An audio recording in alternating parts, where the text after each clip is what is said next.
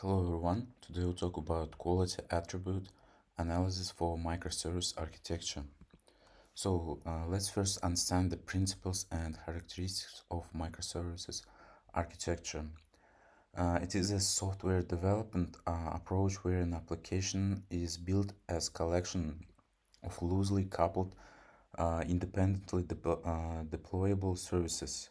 So each services is responsible for specific business capability and can develop, deployed, and scaled independently. So here's an overview of principles and characteristics of microservices architecture. So first is the composition, and then autonomy, resilience, scalability, flexibility, and agility. Then next one is we should identify key quality attributes relevant to microservices architecture. So first is scalability. In microservice architecture, it enables horizontal scalability, allowing individual services to be scaled independently based on demand. This ensures that the system can handle varying levels of load without affecting the performance of the services. So next one is reliability. It's promote resilience to failures by isolating components and enforcing boundaries between services. So next one is maintainability. So since microservices are small, they're focused on components which they are easier to understand, uh, and it's also evolve over time. So next one is availability.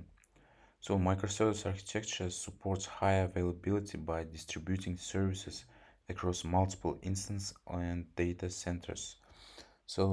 Next one is defining metrics and models for quantifying and measuring quality attributes in microservice architecture.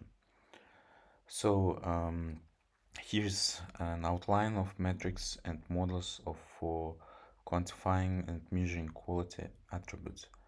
So first one in scalability is response time scalability, throughput scalability, and also resource utilization. Next is reliability. It's mean time between failures, also mean time to recover, and fault injection testing. For maintainability, it's code churn, mean time to repair, and code complexity. Next one is identifying trade-offs between different quality attributes in Microsoft's design. Here is example about scalability versus complexity, but let me say about reliability versus performance. So their trade-offs is improving reliability by implementing redundant services of failover mechanisms. They may introduce additional latency impacting performance. So, for example, using synchronous communication between services for data consistency may result in higher response times compared to asynchronous communication. Next one is case study design. Here's a migration plan. Um, First is analysis and planning. Second one is services identification and decomposition. Third phase is implementation and deployment. Fourth one is integration and testing. And also here is what to do in project. For example, projects is high performance data analytics platform. So first is quality attribute goals. For quality attribute goals, it's performance, scalability, and reliability. So for architecture design is stream processing. It's adopt a stream processing architecture using technologies like Apache Kafka or Apache Flink to handle real-time data ingestion and processing. So next is microservices, event sourcing, containerization, and polyglot persistence. So next one is analyzing and evaluation. For our project, for example, I took a healthcare information system. First is we need to analyze the impact of architecture decision on quality attributes in the case study projects, and our study project is healthcare information system.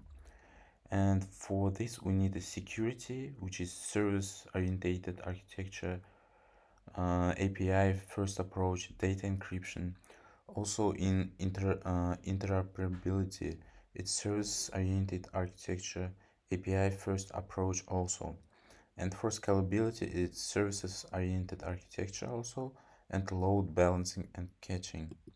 So the next one, I provide recommendation for designing and managing microservices architecture to optimize key quality attributes.